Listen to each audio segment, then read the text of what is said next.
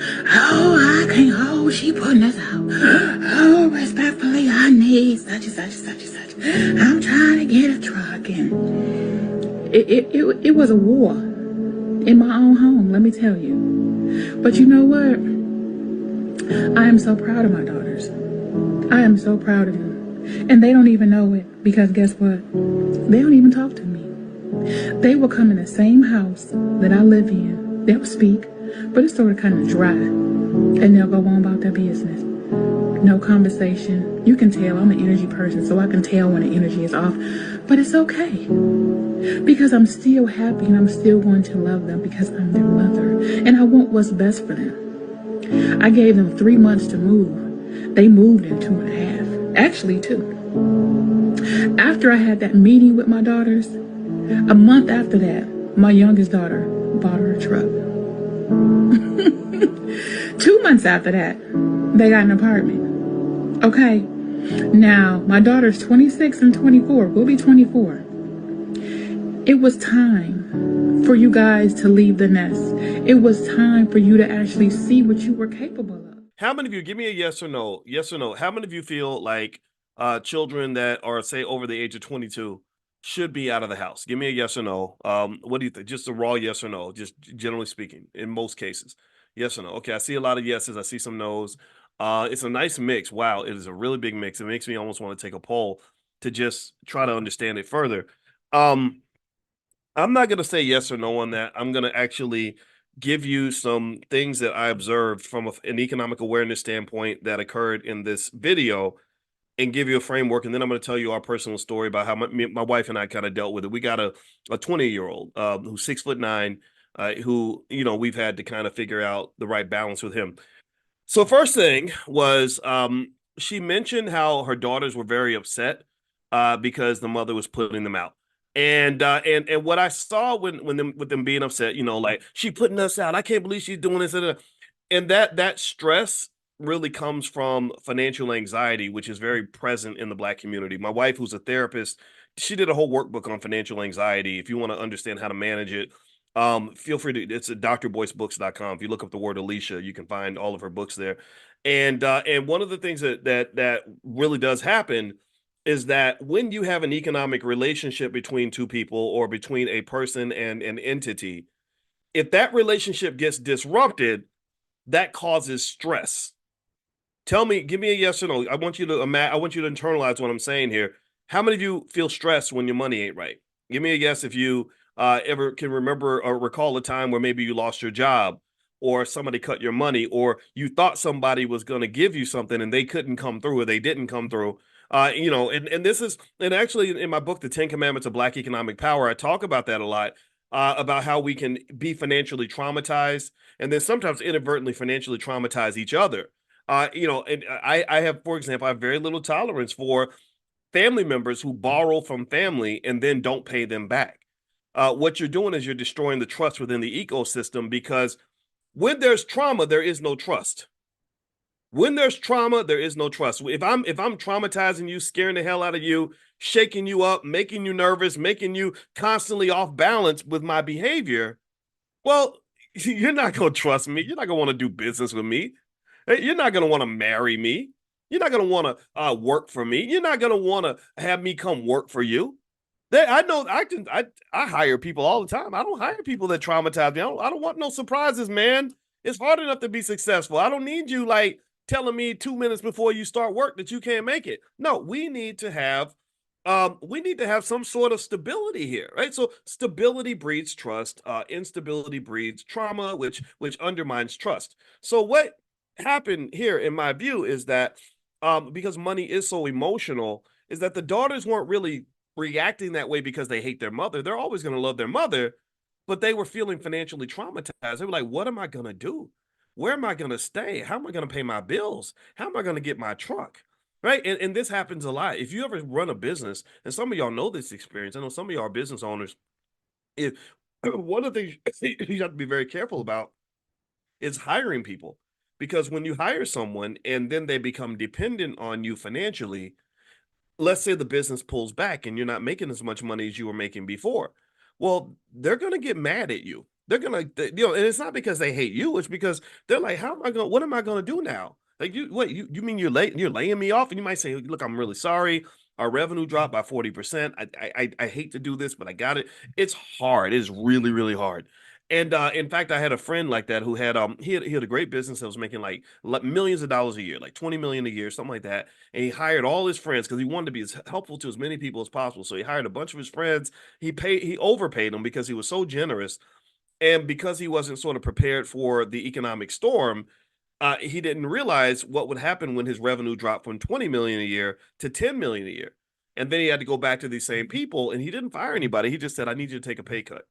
And he said the people that were his closest friends that he'd helped the most were the ones who were the maddest at him because he had to cut their pay. He said they call me all kinds of MFers and IGA this and IGA that, and really I don't think it was that they were trying to be mean to him. It's just that when things start falling apart, people we just kind of get disrupted, and traumatized people just in the middle of their trauma just don't do very well in group situations. So right, so that's what was happening there, right? So the family relationship was kind of disrupted because of this financial trauma. Financial trauma is real. This happens all the time. Second observation in the video that I noticed was she talked about how proud she was of her daughters, and she said, she's out and they're out, they're doing this and they're doing that, but she also mentioned that they're not really speaking to her, they're kind of cold to her, stuff like that, and it reminded me of my mother. My mother was real big. She's still real big on personal responsibility. My mama didn't raise no punks. My daddy wasn't no punk, and so they kind of my mother actually had this weird philosophy that I thought was kind of gangster a little bit, where she said, "I don't care if my kids hate me, as long as I can make sure that they're successful." Right? Even if you hate me, if I know you're successful, then I'm going to be okay with that. I think that's kind of hard to do. I admit I don't inherit that gene from my mother. I love my mother, by the way. My mother's amazing, but that was kind of you know maybe pushing a little bit too far, right? Because being loved by your kids is important, and I do love my mother, right? So I thought about that, and I said maybe there's got to be a better way, like right, like maybe there can be a way to make the kids independent without without necessarily making them hate you, right? So this led me to another thought that I had. I'm gonna lay out my series of thoughts, and then I'm gonna wrap it up with a conclusion. I promise you, but I really want you to kind of see the vision here. Again, this is economic awareness training. This is what we do every morning at 10 a.m. in case you want to join us in the future. If you want to be invited into the private Zoom, just text the word morning, MORNING, to 87948. Text morning to 87948, and you'll be invited. All right. So the next thing that I thought about was when she mentioned she was proud of her daughter. She said one of them got a truck and they already got an apartment. Right. Those are the two things she pointed to in terms of signs of their economic progress. And I get that. Right. That's a big deal when you go from being a kid to being an adult. And then next thing you know, you've got your own car, you've got your own place. Congratulations. That's a wonderful thing. Now, here's the challenge, though. Buying a truck, sure, it can kind of be seen as economic progress, but also buying the truck probably means that they took on some debt, which can be the opposite of economic progress, if you know what I mean. Because in a car, truck, all that, those are depreciating assets. That doesn't add to their long-term net worth or their long-term economic stability. It takes away from it to some extent because now they've got a truck payment on top of whatever other payments they have, maybe student loans or whatever. And then the other one, she mentioned she got an apartment. So that means that now she's renting a place, which again, it's progress because you're not homeless, but it's not progress because now you're building wealth for the landlord. Everything that we do when we talk about the Black Wealth Master Plan, when we have the $5 a day investing plan, which is basically just showing you that if you make consistent investments in the S&P 500 on your own behalf, that you'll be very wealthy and probably a millionaire before you're done. And your kids will definitely be millionaires. It's easy to take a poor person and make them a rich person if all their economic energy, money is energy, money is energy, money is energy. So if your economic energy is being applied in a way that's going to benefit you, your future self, or your descendants, then guess what? You're going to be really wealthy because all that energy that you're putting out is coming right back to you. Do you understand? You put so much energy into the world. Every time you get up and go to work, that's energy. Every time you buy a new pair of shoes, that's economic energy. Every time you give your attention or whatever to something else or whatever out here, that's energy. You're giving energy to stuff, right? And we're tired. We're very tired. Well, why are you tired? Well, because you're giving so much energy. So my question that you might want to ask yourself, just in a big picture standpoint, is if you're giving out so much energy, how come there's nothing to really show for it? Where's the energy going? And the energy is going out the window because unfortunately somebody told us that the way to tell if a black person is doing well is by looking at what they're driving and where they're living. So if you have a $3,000 a month apartment and a $1,000 a month car note, then we think you're doing well when really you're not doing well. You're just accumulating debt. And what you're also doing is you're taking a big fat chunk of your economic energy and you're putting it right into the pocket of the landlord. If you pay your rent, if you pay $1,000 a month in rent over a 30-year period and you pay your rent on time, do you understand how many millions of dollars in family wealth that landlord has built from that money by taking that money and investing it and taking your economic energy and applying it to his family wealth and his family legacy? Do you understand that? Because remember, the $5 a day plan is only $150 a month. And I already showed you just by doing that, you're up to $250,000 after 30 years. But if you're paying $1,000 a month in rent, and let's say 1,500, some of y'all paying 1,500, that's 10x. That's 10x. Pay attention now. Let me know you're following this. This is important what I'm saying here. This little piece of information, if you memorize this, will change everything. 10x that. So that means after 30 years, it's not $250,000, it's 2.5 million. 2.5 million. That's a wealthy family. No one in this room will disagree that a family with 2.5 million in wealth is poor, middle class. They're upper class. So you've made your land by paying your rent on time every month. You've made your landlord into a multi-millionaire. By paying that car note every month, you're making the car dealer into a multi-millionaire. If you pay your car notes on time and do that over 20, 30 years, that's what you're doing. So I thought about that too. Now, this does not, again, I want to make it clear, this is not a criticism of this woman at all. I'm supposed to know these things, right? This is what I do. Financial stuff is what I do. So I see this. So I'm trying to share my awareness with you in hopes that you can gain something and extract something from this video. Now, here's where let's get to the part about the kids, okay? And again, I am not here to tell nobody how to raise kids, because anybody in here who got kids, how many of y'all got kids? And how many of y'all know, raise both hands if you know that raising kids is an inexact science. None of us have it figured out. All of us make mistakes. We never get, I just hope I can get like 50% of it right. Right. So I'm not here. I am not a parenting expert. I'm not here to tell you how to raise your kids at all, but I am here to give you a perspective on this. Okay. Um, and this was a perspective that I came to over time. This was not how I was raised. Here's what I think. I'm gonna start with a clear statement on this, and then I'm gonna give it some nuance.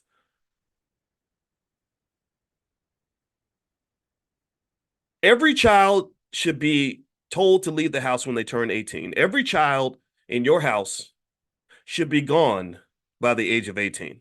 They should not be under your roof. They should not be in your house anymore. Okay. The only people that should be living in your house after the age of 18 should not be children. They should be adults living in your house.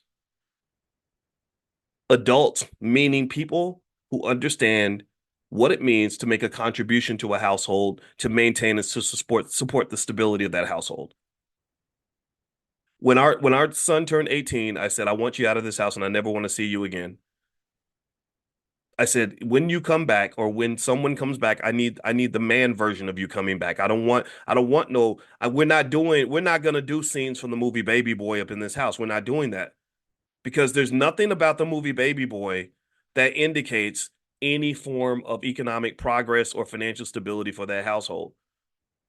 A 23-year-old dependent is an absolute waste of economic energy. It is dead weight.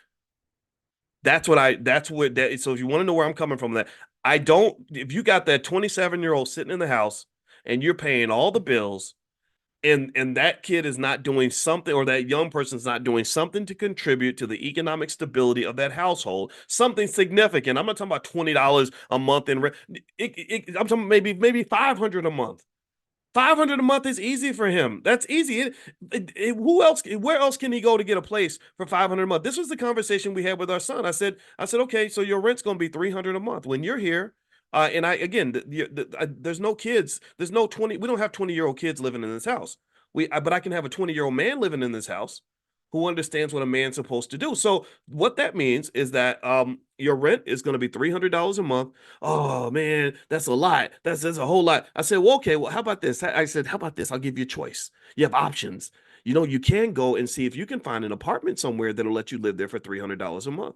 What do you think? Do you want to take your chances on that, or do you want to go with the deal that I just offered you? And I said, because you're here, you're eating food, you're taking up space. Me and your mom, we don't have to have you here. We don't have to have anybody in this house. We've done our job. So you tell me what you're willing to do, and I'll meet you more than halfway.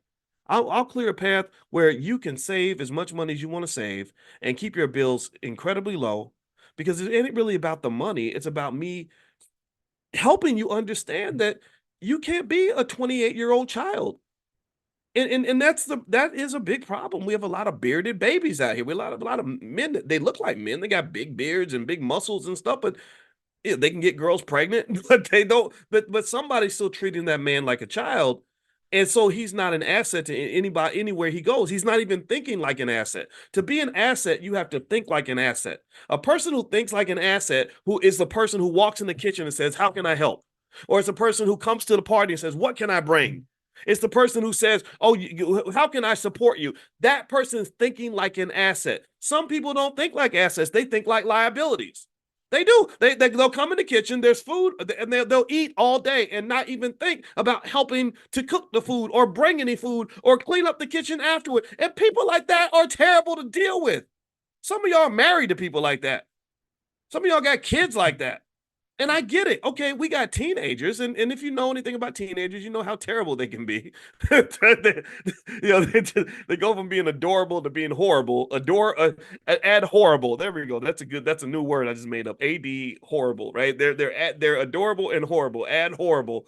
And so yeah, they'll sit around and do nothing and think that that's the way things are supposed to be, but that's not the way you create productive economic ecosystems. You can't have a 32-year-old woman sitting there like she's a liability or like she's a child. And I'm gonna tell you the truth about the black community, which really stinks, is that because you've had a breakdown of the black family, you have this problem more so in more families with the boys than you do with the girls. It's not because black men are inferior or anything like that. It's because black men don't have the mentorship on a day-to-day basis that the girls do, because the fathers, 76% of black fathers don't even live in the house. It doesn't mean that they're not involved. It doesn't mean they don't call their son, whatever. But people who know what it's like to have a father that's right there over top of you all the time, all day, every day, understand there's a difference. There's a big difference. My dad was there with me every single day, in my ass every single day. It wouldn't have been the same if he was like calling me twice a week, or if I saw him every other weekend. Like that's just not the same, right? So the girls get a lot more mentorship because the mother's right there saying, pull your skirt down. Here's how you put on a tampon. Don't let no boys call you after this time. Girl, come down here and clean up the kitchen. Right? They're getting that constant mentorship, so they're kind of learning these things. And I think that some of the boys, not all of them, but some of them, it's a little bit tough, right? So I would just say this. I think that generally speaking, I don't think that you have to put people out of the house when they turn a certain age.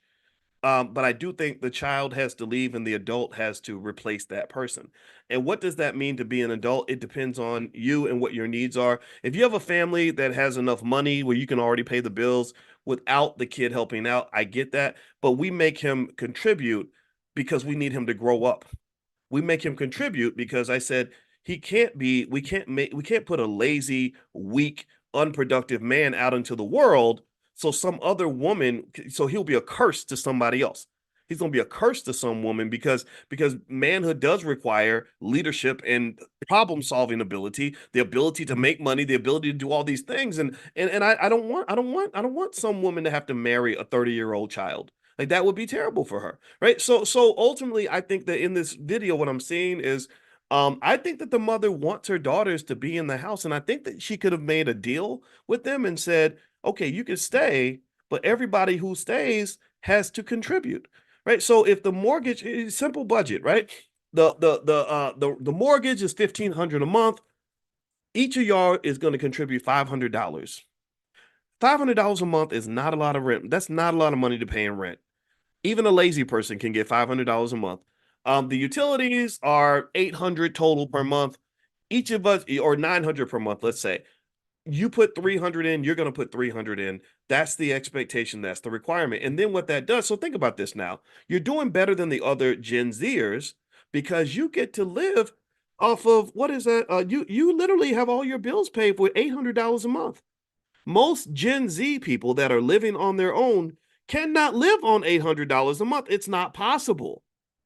Do you understand? And even the expense of getting the truck, maybe getting the truck is something you don't have to do now. You don't have to go take on that $400 a month car note because you're living at home and there's one car or two cars and everybody shares the car, right? So that is another expense that gets cut out. And guess what that means? That means that if you do go out and work hard and let's say you get a job or whatever it is that you do to make money and you're making say $3,000, $4,000 a month, cha-ching, cha-ching, cha-ching. You're now a wealth builder because you are pouring all that money. You're coming to Dr. Boyce's class every morning like this 19-year-old child. I met a 19-year-old child who lived with her parents, but she was talking about how much money she had invested. She said, I've been watching you since 2000, since I was 17 years old, and I have thousands of dollars saved right now and invested. And I said, I'm so proud of you. And her parents were right there. And what I really visualized was not the parents saying, okay, we're going to take this productive economic asset and just throw her out in the street. I saw a family where I was like, wow, that you're going to have a great family business one day. You've got a productive child and you've got really smart parents. Y'all can do really amazing things together. Remember, a lot of wealth starts with families working together. The Rothschilds started not because the senior Rothschild fathers basically put his sons out in the street and said, go do whatever you got to do. Go work for a white man somewhere. And you go, and then I got my job. You got your job. No, he didn't do that. He said, let's all get together, sons, and let's create a family business that's going to make people respect the Rothschild name. Let's work together, but everybody's going to have to contribute. We don't want dead weight in this family. And so that's what I would say. I'm not telling you how to do it, but I would encourage you to just be creative about it. And I would say that when you have that scenario where everyone can still possibly live under the same roof, I mean, under certain conditions, I mean, there has to be, as Dr. Claude Anderson talks about, there have to be codes of conduct, right? Everybody has to be respectful of each other, and you can't have a bunch of wildness and chaos happening in the house. But assuming your kids are good kids, I think that maybe if you introduce them to some of the things we talk about in this class, maybe you give them $20 to read my book so they can understand where these principles come from. And then maybe they come in with a different mindset. And I can tell you this, just speaking of Dr. Anderson has a son named Brant who lives in the house. Brant is over 40, and Brant is one of the most valuable assets in that house because when you get older, those kids come in handy. I know you want to get rid of them when they're 18 or 19, but when you're 70 years old, 80 years old, and you're trying to get back and forth to the doctor, having the kids around can be beneficial, right? So I'm not telling you how to do this or how to proceed with this. I'm just telling you that there's more than one way to skin this cat. And what I really see too is that when I take my most valuable assets, my children, and I sell them into slavery, that's what you're doing. You're selling them into the capitalist system. You're saying you go work for the white man over there, and you go work for the white man over there, and then I'll go work for the white man over here, and then we're gonna meet for Sunday dinner in between our many hundreds of appointments with these white people who hate our guts. That's how I see it. I probably sound cynical when I say that, but I'm really thinking about the racism that you deal with on the job. I'm thinking about the fact that you may not even want to be there. I'm thinking about all of the abuse that we deal with. That's what I see. And I'm sorry if I sound cynical when I say this, but that's what I see. And I see a big wasted opportunity because here's what's happening. Because you're spread out, when they split you up, they can conquer you much easier when you're split up. Let me know if you're following this. When you split up, oh, you're easy to conquer. Because what's happened is you're struggling by yourself, so you're desperate. You're gonna do what I say. You're struggling by yourself. Oh, and you're desperate, so you're gonna do what I say. And you're struggling by yourself. So you're desperate, so you're gonna do what I say. So when I tell all y'all little Negroes to show up to work every day, you're gonna do exactly what I say because you're all desperate. Why? Well, why is that? I don't know. Let's think about this. Well, your millennial child has student loan payments, a car note payment, and $1,500 a month in rent, plus all the other expenses that they probably have accumulated because they're young, probably credit cards and other crazy stuff that they. So they're scrambling, they're struggling, they're about to drown financially, and they're barely hanging on. They're going deeper in debt just to maintain. And then your other child's doing the same thing, and then maybe you're struggling a little bit, or maybe you're just trying to figure things out. Why is that also a problem? Well, it's also interesting because you're supporting three separate households when you really could actually be supporting one. When companies merge with each other, they have this thing called synergy.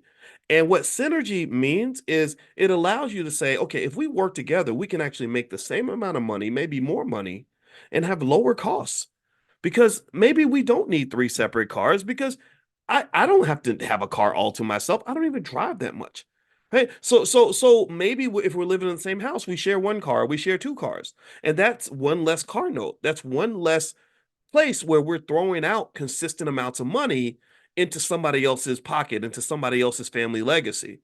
Do you understand? So I'm not saying that there's one rule to this. I'm not saying there's one way to do it. In fact, sometimes, I'll be honest with you. If your relatives are crazy and trifling, sometimes you got to get them out. Just get away from me. You're ridiculous. Your behavior is not acceptable. I understand that part, but assuming that you have people in your family that are good people, that are open to new ideas, that understand how to think like an asset and not a liability, there may be an opportunity for you to bring them in as opposed to seeing them as some sort of a burden. So that's why I say I kick all kids out of my house when they're 18. I don't want no more kids, and I don't want no 22-year-old children in my house, because that's a liability. That's expensive. But a 22-year-old adult who works hard, oh shoot, I got a job for you. Shoot, like, okay, I'm running this business. I need help. It's going to cost me a lot to hire somebody. How about you come and help me with this business? Right? Or I'm older, and I'd have to pay a home health care aide to help take care of me and get me to back and forth to the doctor. Well, how about I let you stay here for free if you help me with this and help me with that?